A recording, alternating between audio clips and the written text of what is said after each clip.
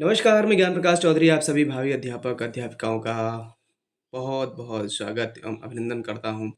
DElEd second semester वालों के exam होने को हैं। प्रारंभिक शिक्षा के नवीन प्रयास 2020 का पेपर लेकर के मैं आ रहा हूँ।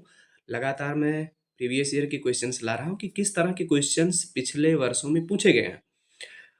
और लाने का उद्देश्य ये है, अभी बहुत डिटेल में यहाँ तो पढ़ाया नहीं जा सकता, बस आप देख लें कि किस तरह से उत्तर लिखें कि आपको अधिक से अधिक अंक प्राप्त हो सके, आपका परसेंटेज अच्छा बन सके। तो आज 2020 का पेपर लेकर के आया हूँ, देखते हैं 2020 में किस तरह के पेपर आए हुए थे और एक मॉडल आंसर कैसे लिखा जाता है। पहला प्रश्न है, बहुविकल्पीय प्रश्नों की श्रृंखला पहले चल रही है। 15 क्वेश्चंस बहुविकल्पीय, उसके बाद अति लघुत्तरीय, फिर लघुत्तरीय क्वेश्चंस हैं। पहला प्रश्न है, निम्न में से कौन सा अनुच्छेद अल्पसंख्यक वर्गों के हितों के संरक्षण से संबंधित है? इसका उत्तर सही होगा अनुच्छेद 29 फर्स्ट। सा ऑप्शन इसमें सही हो जाएगा। 6 से 14 वर्ष तक के बच्चों को निःशुल्क व अनिवार्य शिक्षा को मौलिक अधिकार के किस संविधान संशोधन द्वारा बनाया गया? तो 86वां संविधान संशोधन है। सा इसमें सही हो जाएगा। केंद्रीय सलाहकार बोर्ड किसके नाम से जाना जाता है? तो हार्टंग हार्टंग समिति के नाम से। द ऑप्शन इसमें सही हो जाएगा। केंद्रीय सलाहकार बोर्ड हार्टंग समिति के नाम से जाना जाता है। उच्च अध्ययन शिक्षण संस्थान कहाँ स्थित है? प्रयागराज में स्थित है। कहाँ स्थित है? प्रयागराज में स्थित है। शिक्षा का अधिकार अधिनियम 2009 कब लागू हुआ? शिक्षा का अधिकार अधिनियम 2009 अप्रैल 2010 में लागू हुआ। नए सत्र से शिक्षा का जो नया सत्र चलता है, मार्च तक एंड होता है, खत्म होता है, और 1 अप्रैल से जो है नया सत्र चलता है। तो शिक्षा का अधिकार अधिनियम 2009 अप्रैल 2010 से लागू हुआ। निम्न आयोगों का क्रम बताइए। क्रम बताना है कि पहले कौन सा आयोग बना था। तो इसका क्रम देख लीजिए। सबसे पहले क्या आएगा? वुड डिस्पैच आएगा, प्रथम नंबर पर ये होगा वुड डिस्पैच। फिर उसके बाद कौन सा है? उसके बाद है हंटर आयोग, दूसरा है हंटर आयोग, और तीसरा है राधा कृष्णन आयोग, तीसरे नंबर पे ये होगा, और चौथा जो है वह कोठारी आयोग है। किस ऑप्शन में ये सब मिल रहा है? सबसे पहला फर्स्ट यानी सा। सा कहाँ मिल रहा है? सा ऑप्शन सी। ऑप्शन सी इसमें सही हो जाएगा। उत्तर प्रदेश में मिड डे मील योजना कब लागू की गई थी? तो मिड डे मील योजना 15 अगस्त 1995 ईस्वी को लागू की गई। 15 अगस्त 1995 ईस्वी को लागू की गई है। कस्तूरबा गांधी बालिका विद्यालय योजना भारत सरकार द्वारा कब प्रारंभ किया गया? तो वह सन है 2004। 2004। जिला प्राथमिक शिक्षा कार्यक्रम की क्या विशेषता है? तो जिला प्राथमिक शिक्षा कार्यक्रम में शिक्षा की सबकी भागीदारी होनी चाहिए, शिक्षा में बराबरी पर बात की गई है, और नए शैक्षणिक प्रयोग की बात की गई, यानी उपयुक्त सभी। द ऑप्शन इसमें सही हो जाएगा। क्या? उपयुक्त सभी। द ऑप्शन इसमें सही हो जाएगा। अध्यापक शिक्षा हेतु नियामक संस्था है, तो कौन सी संस्था है? एनसीटीई। कौन सी है? एनसीटीई। ऑप्शन इसमें सही हो जाएगा। इसका फुल फॉर्म होता है national council for teacher education. इसका फुल फॉर्म क्या है? National council for teacher education. राष्ट्रीय पाठ्य चर्चा 2005 के प्रारंभ का अंश रविंद्रनाथ टैगोर के किस निबंध से लिया गया है? तो सभ्यता और प्रगति। सभ्यता और प्रगति। बा ऑप्शन इसमें सही हो जाएगा। 1992 में गठित यशपाल समिति किससे संबंधित है? तो यशपाल समिति स्कूली छात्रों की बोझ को कम करने से संबंधित है। स्कूली छात्रों के बोझ को कम करने से संबंधित है यशपाल समिति। छनाई का सिद्धांत किसके द्वारा प्रतिपादित किया गया? छनाई का सिद्धांत यानी फिल्ट्रेशन थ्योरी मैकाले। सा ऑप्शन इसमें सही हो जाएगा। मैकाले के द्वारा फिल्ट्रेशन थ्योरी लाई गई। नवोदय विद्यालय की स्थापना किसकी संस्तुति पर की गई थी? तो नई शिक्षा नीति 1986 के द्वारा। नई शिक्षा नीति 1986 के द्वारा नवोदय विद्यालय की 1986 ईस्वी नवोदय विद्यालय की स्थापना की संस्तुति की गई थी। जब कोई बालक किसी भी अवस्था में प्राथमिक शिक्षा पूर्ण किए बिना ही विद्यालय छोड़कर चला जाता है तो यह कहलाता है। देखिए वही प्रश्न आ रहा है, या तो बहुविकल्पीय में आ रहा है या फिर अति लघु उत्तरीय में आ रहा है। तो घूम करके वही सारे प्रश्न आ रहे हैं। आयोगों में अगर आप देखेंगे, बात करेंगे तो कौन कौन से आयोग हैं। एक तो हो गया कोठारी आयोग, यशपाल समिति। तो यहाँ से प्रश्न बनेंगे, चाहे 1 नंबर में बने या 2 नंबर में बने, बहुविकल्पीय में बने या लघुत्तरीय या फिर लघुत्तरीय में बने, प्रश्न तो ये बनना तय है और यहीं से ही प्रश्न बनेगा, कहीं से और दूसरी जगह से थोड़ी आता है। तो जब कोई बालक स्कूल छोड़कर चला जाता है, यानी प्राथमिक शिक्षा पूर्ण किए बिना ही छोड़कर चला जाता है, तो बताया गया वह कहलाता है अपव्यय। क्या? अपव्यय होता है। अवरोधन क्या होता है? अवरोधन का तात्पर्य, अवरोध जो बताया गया कि एक ही कक्षा में 1 से अधिक साल तक रुक जाए, 1 से अधिक वर्ष, तो वह अवरोधन कहलाता है। तो ध्यान दीजिएगा कि जब प्राथमिक शिक्षा छोड़कर चला जाता है, प्राथमिक शिक्षा पूर्ण किए बिना ही स्कूल छोड़कर चला जाता है, तो वह अपव्यय कहलाता है। और अवरोधन एक ही क्लास में 2 वर्ष तक अगर रुक जाता है तो वह अवरोधन कहलाता है। अति लघु उत्तरीय प्रश्न आ गए हैं। भारतीय संविधान के अनुच्छेद 51 का के बारे में आप क्या जानते हैं? अनुच्छेद यानी आर्टिकल 51 फर्स्ट के बारे में आप क्या जानते हैं? तो कैसे लिखेंगे आप? तो भारतीय संविधान के अनुच्छेद 51 का संबंध है मौलिक अधिकार, मौलिक कर्तव्य से है, अधिकार से नहीं है। मूल अधिकार आप पढ़ेंगे तो 12 से लेकर के 35 तक है और 36 से लेकर के 51 तक जो है यह डीपीएसपी की बात की गई है, यानी directive principle of state policy. और 51 का में जो है वह मौलिक कर्तव्य दिए गए हैं। मौलिक कर्तव्य कब जोड़ा गया, किस समिति के संस्तुति पर? तो सरदार स्वर्ण सिंह समिति की अनुशंसा पर मौलिक कर्तव्य भारतीय संविधान में जोड़ा गया। इसमें 11 मौलिक कर्तव्य का वर्णन किया गया है। कितने मौलिक कर्तव्य हैं? 11।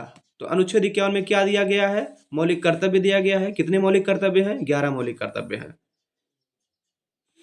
वुड का घोषणा पत्र, विलियम वुड जो हैं उनके घोषणा पत्र 1854 के शिक्षा संबंधी उद्देश्य क्या थे? क्या उद्देश्य थे? हाँ, एक बात और आप ध्यान रखिएगा कि आप कैसे लिखेंगे। लिखने का तरीका ये होता है, अगर पॉइंट बना करके अगर आप लिखते हैं तो बहुत अच्छे से, क्योंकि वो दिमाग को हिट करता है कि पहले पॉइंट में देख लेंगे, बीच में उनको देखना नहीं है। तो पॉइंट वाइज अगर आप लिखते हैं तो बहुत अच्छे अंक आपको मिलेंगे। भारत में प्राथमिक विद्यालयों में स्थानीय भाषाओं को शुरू करने का सुझाव दिया गया। तो प्राथमिक विद्यालय किस भाषा में चलेंगे? स्थानीय भाषा में चलेंगे। यह उनके घोषणा पत्र में था।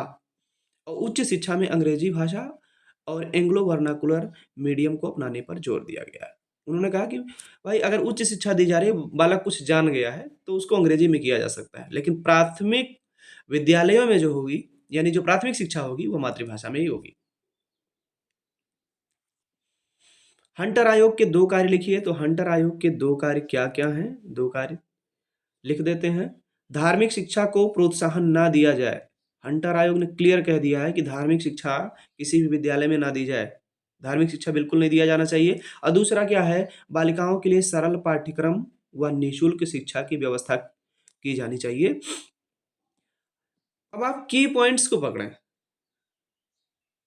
अब देखिए हंटर आयोग के 2 कार्य क्या हैं? पहला तो ये हो गया कि धार्मिक शिक्षा को प्रोत्साहन ना दिया जाए, धार्मिक शिक्षा दी ही ना जाए। और दूसरा है कि बालिकाओं के लिए निःशुल्क पाठ्यक्रम व सरल पाठ्यक्रम की व्यवस्था की जाए। और तीसरा क्या है? अनुदान सहायता छात्र शिक्षक की संख्या व आवश्यकता के अनुपात में दिया जाए। जितने छात्र हैं और जितने शिक्षक हैं, उसी के अनुपात में उस विद्यालय का अनुदान दिया जाए। ऐसा नहीं कि मान लीजिए किसी विद्यालय में अगर 50 बच्चे पढ़ रहे हैं तो वहाँ पर अनुदान अगर दिया जा रहा है 50,000, और किसी दूसरे विद्यालय में है, वहाँ जो है 150 बच्चे पढ़ रहे हैं, वहाँ भी 50,000 दिया जाए। तो ज़ाहिर-सी बात है कि भौतिक संसाधनों की जो पूर्ति की जाएगी, 50,000 दोनों जगह अगर दिया जा रहा है, तो वहाँ छात्र ज़्यादा हैं, तो संसाधन की उपलब्धता वहाँ कम ही होगी ना, बिल्कुल कम होगी। तो हंटर आयोग ने ये सिफ़ारिशें की थी, 2 कोई आप लिख कर के आएँगे, पूरे अंक आपको मिलेंगे। अगला प्रश्न है, राष्ट्रीय स्तर पर शिक्षा के कौन-कौन से अभिकरण हैं? राष्ट्रीय स्तर पर शिक्षा के अभिकरण कौन-कौन से हैं? तो राष्ट्रीय स्तर पर शिक्षा के अभिकरण निम्न हैं। पहला है शिक्षा एवं समाज कल्याण मंत्रालय, राष्ट्रीय शैक्षिक अनुसंधान और प्रशिक्षण परिषद यानी एनसीईआरटी। क्या है? एनसीईआरटी। महिला शिक्षा विभाग और जिला शिक्षा और प्रशिक्षण संस्थान यानी डायट की बात की गई है।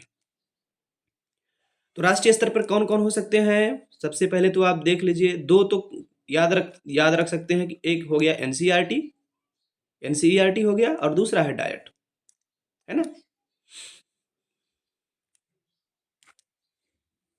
लॉर्ड कर्जन ने प्राथमिक स्तरीय शिक्षा में क्या-क्या सुधार किए थे? लॉर्ड कर्जन ने प्राथमिक स्तर में क्या-क्या सुधार किए? देख लीजिए, पहला पहला बिंदु जो बनाया गया है वो है प्राथमिक स्तर की शिक्षण विधियों में सुधार किया जाए। और दूसरा है किंडरगार्टन प्रणाली का प्रयोग किया जाए। बच्चे छोटे होते हैं तो किंडरगार्टन प्रणाली के माध्यम से प्राथमिक शिक्षा दी जाए। और तीसरा है प्राथमिक शिक्षा के लिए शिक्षक को 2 वर्ष का प्रशिक्षण दिया जाए और उनके वेतन में वृद्धि की जाए। बहुत ही अहम, बहुत ही मूल है। 2 वर्ष का प्रशिक्षण, आप लोग डीएलएड प्रशिक्षु हैं, देख रहे हैं 2 वर्ष का प्रशिक्षण आपको दिया जा रहा है ना? और उनके वेतन में वृद्धि की जाए। अब वेतन में वृद्धि की बात को लेकर के मैं यहाँ नहीं बोल रहा हूँ, आप लोग कमेंट करके बताएं। तो उसी समय कर्जन ने भी कहा दिया था कि भाई शिक्षकों का जो वेतन होता है उनके वेतन में भी वृद्धि की जाए। हालांकि अब ठीक ठाक वेतन मिलता है, जब आप पाएंगे स्कूल में तब जानेंगे। 4200 ग्रेड पे का होता है, वेतन में वृद्धि तो की ही गई है 4200 ग्रेड पे, है ना? अगला प्रश्न है, शैक्षिक उन्नयन में ब्लॉक संसाधन केंद्रों की क्या भूमिका है? ब्लॉक संसाधन केंद्र यानी BRC, BRC block resource centre. तो शैक्षिक उन्नयन में ब्लॉक संसाधन केंद्रों की प्रमुख भूमिका निम्न है। पहला, शिक्षकों की ट्रेनिंग करना, शिक्षकों की ट्रेनिंग करना। और दूसरा है शिक्षकों की रचनात्मक क्षमताओं को बढ़ावा देना। और तीसरा है शिक्षकों को यह सिखाना कि वे बच्चों के सीखने के स्तर को कैसे बेहतर कर सकते हैं। तो बीआरसी पे ये सारी चीज़ें उपलब्ध होती हैं, ट्रेनिंग कराई जाती है और उस ट्रेनिंग के माध्यम से बताया भी जाता है कि किस तरह से बच्चों को पढ़ाया जाए, नए नए इनोवेशन, नए नए तरीके शामिल किए जाएं पढ़ाने में। आज देख रहे हैं बाल केंद्रित शिक्षा है, बच्चा जिस तरह से पढ़ना चाहता है उसी तरह से आप पढ़ाएंगे, खेल खेल में पढ़ाई की जाए। अगला प्रश्न देखते हैं, ऑपरेशन ब्लैक बोर्ड परियोजना क्या है? तो ऑपरेशन ब्लैक बोर्ड परियोजना को जानते हैं कि ऑपरेशन ब्लैक बोर्ड योजना का शुभारंभ किया गया कब? 1986 में ऑपरेशन ब्लैक बोर्ड योजना का शुभारंभ किया गया, और जिसमें प्राइमरी व अपर प्राइमरी कक्षा हेतु आधारभूत ढांचे में सुधार के प्रयास किए गए। इस योजना का मुख्य उद्देश्य प्राथमिक शिक्षा के क्षेत्र में विशेष रूप से बालिकाओं को आकर्षित करना था। तो ऑपरेशन ब्लैक बोर्ड का सन याद रखिएगा, कभी पूछ लेता है कि वह विकल्पीय में आ सकता है कि कब प्रारंभ किया गया, तो 1886। कब? 86-87 में प्रारंभ किया गया था ऑपरेशन ब्लैक बोर्ड योजना। प्रोग्राम ऑफ एक्शन के कौन कौन से लक्ष्य निर्धारित किए गए हैं? प्रोग्राम ऑफ एक्शन के लक्ष्य निम्न हैं, सामाजिक, आर्थिक, क्षेत्रीय और लैंगिक असमानताओं को दूर करना। दूसरा है शिक्षा में गुणवत्ता सुनिश्चित करना। और तीसरा है व्यावसायिक और तकनीकी कार्यक्रमों में प्रवेश के लिए एक सामान्य प्रवेश परीक्षा आयोजित कराना। अगले प्रश्न की तरफ बढ़ते हैं। अगला प्रश्न देखते हैं, स्कूल रेडीनेस प्रोग्राम क्या है? तो स्कूल रेडीनेस प्रोग्राम क्या होता है? स्कूल रेडीनेस कार्यक्रम का मतलब है बच्चों को स्कूल जाने के लिए तैयार करना। इस कार्यक्रम का मकसद बच्चों के समग्र विकास पर ध्यान देना होता है। स्कूल रेडीनेस कार्यक्रम के जरिए यह पता लगाया जाता है कि बच्चा स्कूल में आसानी से और सफलतापूर्वक प्रवेश करने के लिए तैयार है या नहीं। रेडी से आप पकड़ सकते हैं, रेडी माने तैयार होना, तो किसके लिए है ये स्कूल रेडीनेस? यानी बच्चों को स्कूल जाने के लिए तैयार करना, स्कूल रेडीनेस कार्यक्रम होता है। शिक्षा को संविधान में समवर्ती सूची में रखने का क्या उद्देश्य है? तो क्यों समवर्ती सूची में शिक्षा को रखा गया, यही बताना है। तो पहला, शिक्षा को समवर्ती सूची में शामिल करने से केंद्र को कार्यान्वयन की निगरानी करने में मदद मिलती है। और दूसरा है, समवर्ती सूची में शामिल विषयों के लिए केंद्र और राज्य सरकारें मिलकर कानून बनाती हैं। केंद्र सरकार भी और राज्य सरकार भी दोनों मिलकर के कानून बना सकती हैं, इसलिए शिक्षा को समवर्ती सूची में रखा गया। तीसरा जो है, देश की शैक्षिक जरूरतों का आकलन और रख रखाव करना, यह भी कारण बनता है कि शिक्षा को समवर्ती सूची में रखा गया है। स्कूल चलो अभियान कब प्रारंभ हुआ था? तो स्कूल चलो अभियान 2006 में प्रारंभ होता है। कब? 2006 में। 6 से 11 व 11 से 14 वर्ष के बच्चों, अच्छा 6 से 11 जो आया तो मैं बता दे रहा हूँ, 6 वर्ष से 11 वर्ष, और दूसरा है 11 वर्ष से 14 वर्ष। तो 6 से 11 जो पढ़ते हैं, यानी 1 से लेकर के 5 तक। अभी आप जानते होंगे, नहीं जानते हैं तब भी जान लीजिए कि जब बच्चा 6 वर्ष का होता है तभी कक्षा 1 में एंट्री होती है। हम लोग जब एडमिशन करते हैं स्कूल में, जो आते हैं आधार में, अगर 1 वर्ष का बच्चा हुआ तब वह जो है प्राइमरी में आता है, अन्यथा वह प्री प्राइमरी में ही पढ़ता है। प्री प्राइमरी 3 से लेकर के 6 वर्ष तक के बच्चों के लिए होता है। तो 6 से 11 व 11 वर्ष से 14 के सभी बच्चों की प्रारंभिक शिक्षा के लिए स्कूल चलो अभियान प्रदेश सरकार द्वारा जुलाई 2000 में शुरू किया गया था। कब शुरू किया गया? जुलाई 2000 में शुरू किया गया। तो 6 से 11 यानी 1 से 5 और 6 से 8 तक के बच्चों के लिए। ठीक है, अगला प्रश्न देखते हैं, राष्ट्रीय बाल श्रम परियोजना क्या है? राष्ट्रीय बाल श्रम परियोजना क्या है? तो राष्ट्रीय बाल श्रम परियोजना की शुरुआत साल 1988 में हुई थी। कब हुई? 1988 में।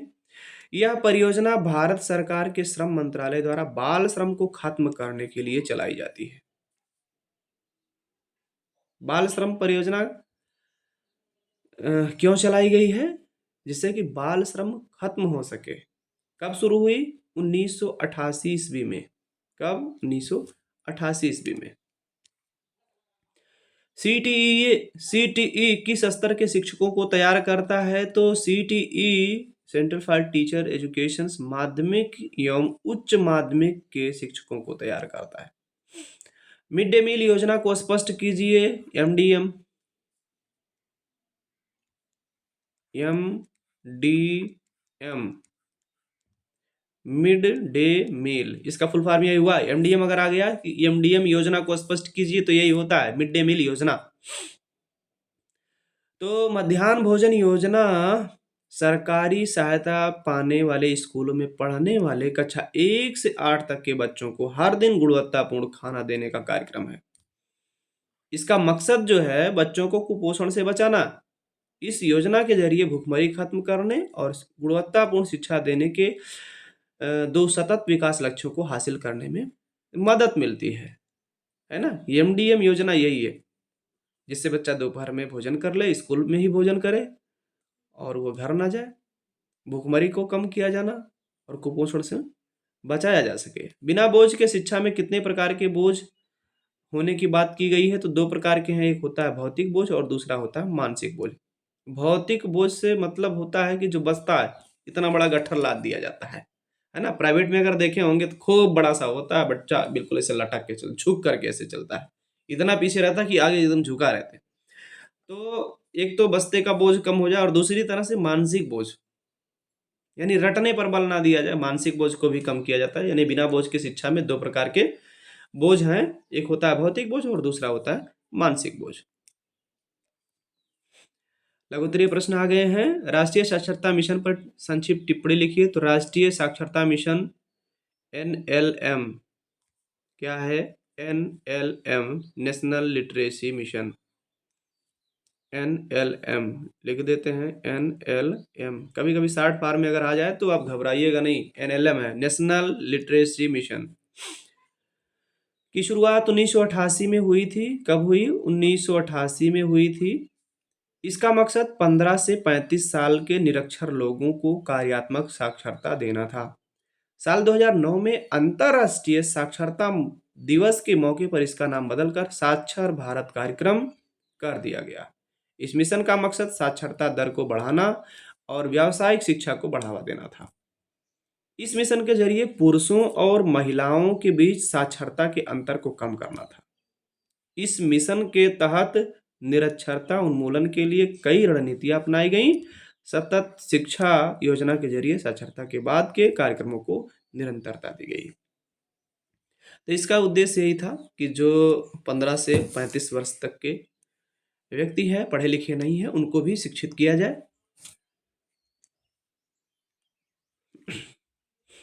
शिक्षा का अधिकार अधिनियम 2009 के क्रियान्वयन में समस्याएं बताइए। 2009 शिक्षा का अधिकार अधिनियम 2009 तो बन गया, लेकिन उसके क्रियान्वयन में कौन कौन सी समस्याएं आ रही हैं वही बताना है। तो बहुत सारी समस्याएं, इसमें 7 समस्याएं बता दी गई। इसमें से आप 4-5 लिख करके आते हैं तब भी आपको पूरे अंक मिलेंगे। ये तो इस नाते बता दिया गया है कि इसमें से आपको जो भी उसमें जो भी याद आ जाए और उसी को आप लिख सकते हैं। ये सारी समस्याएं हैं। तो पहली समस्या क्या आती है शिक्षा के अधिकार अधिनियम 2009 के क्रियान्वयन में? पहला तो ये है कि कई राज्यों में बजट की कमी के कारण स्कूलों में जरूरी सुविधाओं की कमी होती है। और दूसरा है निजी स्कूल आर्थिक रूप से कमजोर वर्ग के बच्चों को बाहर रखने की कोशिश करते हैं। जबकि शिक्षा के अधिकार अधिनियम 2009 में यह कहा गया कि कोई भी बच्चा आर्थिक रूप से अगर कमजोर है वह भी शिक्षा पाने का अधिकारी है या उसका मूल अधिकार है। लेकिन निजी स्कूल यानी प्राइवेट स्कूल वाले क्या करते हैं, कभी आपने देखा क्या? नियम तो ये है कि 10% कम से कम सीटें उनके लिए आरक्षित की जाएं, रखी जाएं, रिजर्व रखी जाएं। लेकिन ये समस्या देखने को मिलती है। अगर कमजोर वर्ग का बच्चा है तो प्राइवेट स्कूलों में एडमिशन नहीं पाता। तो ये समस्याएं आ रही हैं। तीसरा है कि कई राज्यों ने पहले से चली आ रही प्रक्रियाओं को जारी रखा है, जिसमें बच्चों से आय और जाति प्रमाण पत्र, बीपीएल कार्ड और जन्म प्रमाण पत्र दिखाने पर जोर दिया गया है। और चौथा है अनाथ बच्चे अक्सर ऐसे दस्तावेज दिखाने में असमर्थ होते हैं। राज्यों द्वारा लागत की गणना करने के लिए इस्तेमाल की जाने वाली पद्धति की कमी, प्रतिपूर्ति में सहायक लागतों के कवरेज की कमी होती है, केंद्रीय और राज्य स्तरों पर एक सुव्यवस्थित वितरण ढांचे की अनुपस्थिति है। यह सारे कारण हैं जो कि शिक्षा का अधिकार अधिनियम 2009 के क्रियान्वयन में समस्याएं बनती है। विद्यालय प्रबंध समिति पर संक्षिप्त टिप्पणी लिखिए। विद्यालय प्रबंध समिति पर संक्षिप्त टिप्पणी लिखिए। तो निशुल्क एवं अनिवार्य बाल शिक्षा अधिकार अधिनियम 2009 की धारा 21 एवं राज्य नियम 2011 के 3 व 4 के अनुसार विद्यालय में समुदाय की सहभागिता व स्वामित्व बढ़ाने के लिए विद्यालय प्रबंध समिति एसएमसी का गठन किया गया है। जब आप लोग स्कूल पर पहुंचेंगे तो अभी आप लोग देख रहे होंगे कितने रजिस्टर हैं। ये सब पढ़ रहे हैं कि नहीं पढ़ रहे हैं? बिल्कुल पढ़ रहे होंगे कि तब आप देखेंगे कि एसएमसी की अ, बैठक होती है, हर माह में एक बार होती है और निगरानी करती है कि अच्छा, विद्यालय प्रबंध समिति में प्रधान लोग के सदस्य भी होते हैं, गांव के कुछ सदस्य, कुछ महिला सदस्य भी होती हैं, बहुत सारे लोग उसमें शामिल होते हैं, है ना? और विद्यालय पर हर माह इनकी बैठक होती है। विद्यालय प्रबंध समिति के कार्य क्या है? विद्यालय के कामकाज की निगरानी करना, विद्यालय के विकास के लिए योजना बनाना, विद्यालय के भवन और शैक्षिक सुविधाओं के विकास के लिए धन जुटाना, विद्यालय की आर्थिक जरूरतों को पूरा करना, विद्यालय के छात्रों और अभिभावकों के बीच सामंजस्य बिठाना, छात्रों और अभिभावकों के हितों की रक्षा करना। सबसे अहम, इसको जरूर याद रखिएगा, विद्यालय प्रबंध समिति की क्या है? विद्यालय में शिक्षा की गुणवत्ता को सुधारना। आज यही जो है थोड़ी सी कमी देखने को मिलती है कि विद्यालय में शैक्षिक गुणवत्ता नहीं देखने को मिल रही है। हालांकि जब से कुछ नए लोग आए हैं, इसमें भी सुधार हो रहा है। विद्यालय में नामांकन और ठहराव की व्यवस्था करना, ये सब विद्यालय प्रबंध समिति के कार्य हैं। वंचित वर्ग से आप क्या समझते हैं? वंचित वर्ग किसे कहा जाता है? इसको आप समझ लीजिए, वंचित वर्ग से इतना बड़ा लिखने की जरूरत नहीं होगी। अगर आप इसको समझ लेते, वंचित वर्ग से उन लोगों का मतलब होता है जो समाज की मुख्य धारा से अलग थलग पड़ गए हैं। ये लोग आर्थिक, सामाजिक और शैक्षणिक रूप से पिछड़े हुए होते हैं। वंचित वर्ग के लोगों को समाज की मूलभूत जरूरतों से वंचित किया जाता है। वंचित वर्ग में अनुसूचित जाति, जनजाति, अन्य पिछड़े वर्ग के लोग और 40% से अधिक निःशक्तता यानी दिव्यांग लोग जो आते हैं, 40% से अगर अधिक हैं, 40% से अधिक, वो भी वंचित वर्ग में आएंगे। ये लोग शिक्षा की छाया से वंचित होते हैं। ये लोग ऊंच नीच, छुआछूत जैसी बुराइयों का शिकार होते हैं। ये लोग अपने जीवन यापन के लिए जरूरी मूलभूत जरूरतों की पूर्ति भी नहीं कर पाते। ये लोग समाज के शोषित वर्ग के लोगों के वर्चस्व में आते हैं। तो वंचित वर्ग किसे आप कह सकते हैं? जो भी समाज के अनुसूचित जाति, अनुसूचित जनजाति, पिछड़ा वर्ग या 40% से अधिक विकलांग व्यक्ति जो होता है, वह मूल धारा से यानी समाज के मुख्य धारा से कटा हुआ होता है, वह वंचित वर्ग होता है।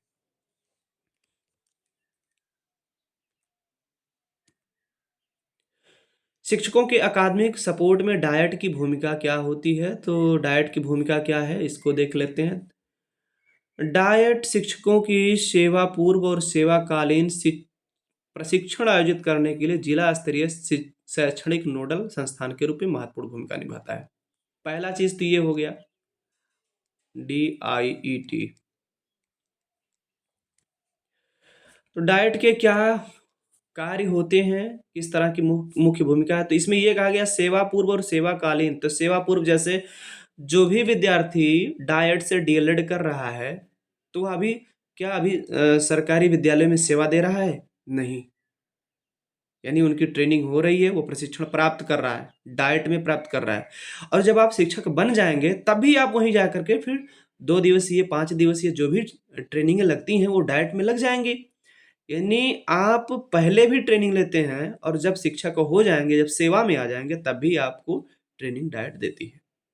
तो ठीक हुआ, समझ गए कि सेवा पूर्व और सेवाकालीन प्रशिक्षण आयोजित करने का कार्य डाइट करती है।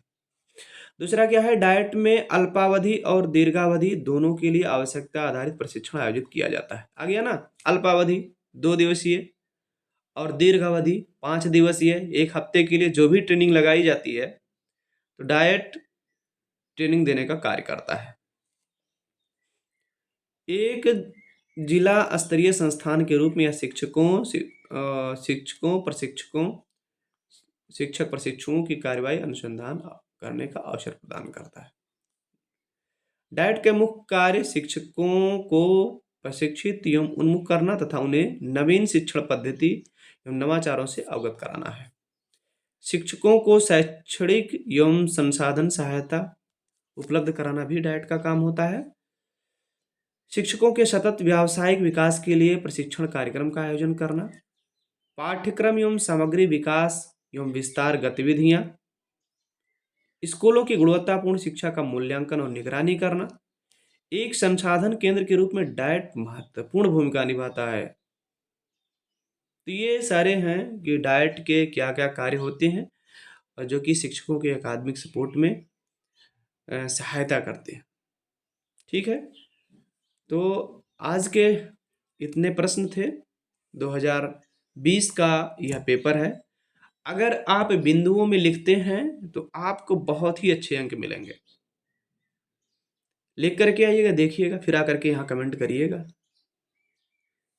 मिलते हैं अगले वीडियो में।